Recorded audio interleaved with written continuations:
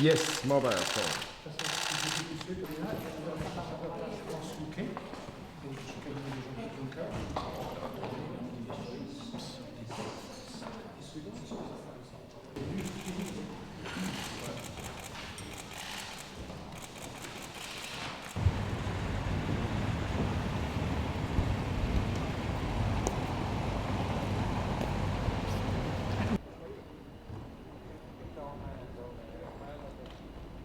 Aujourd'hui, nous sommes dans le moment d'une campagne électorale dans laquelle nous ne voulons pas intervenir au Royaume-Uni.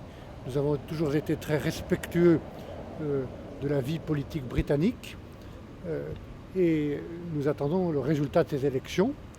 Nous attendons de voir si la Chambre des communes qui sera élue sera en mesure de ratifier l'accord de retrait qui a été négocié et agréé avec le Premier ministre Boris Johnson et avec son gouvernement. Si c'est le cas, alors le Royaume-Uni, comme cela a été prévu, quittera l'Union européenne le 31 janvier et nous serons prêts. C'est un des points que j'ai discuté avec le Premier ministre Andrej Plenković, puisque c'est la présidence croate qui va commencer à ce moment-là.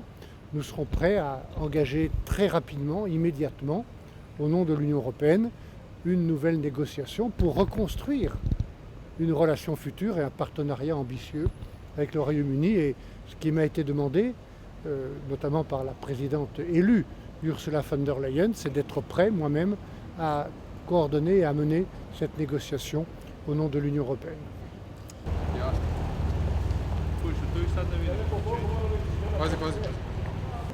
Nous serons sûrs de ce qui va se passer après les élections au Royaume-Uni le 12 décembre. Donc nous attendons, nous sommes respectueux du débat britannique, mais si ces résultats donnent une majorité susceptible de voter cet accord, alors oui, le 31 janvier prochain, comme cela a été prévu, le Royaume-Uni sortira de l'Union européenne, mais se terminera à ce moment-là ce que j'ai toujours appelé une négociation négative, la négociation d'un divorce, d'une séparation que nous voulons ordonner. L'Union européenne a toujours voulu et a toujours travaillé pour un retrait ordonné du Royaume-Uni.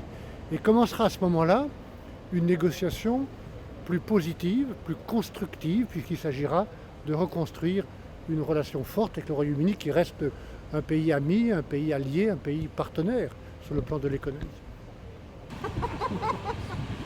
Indeed.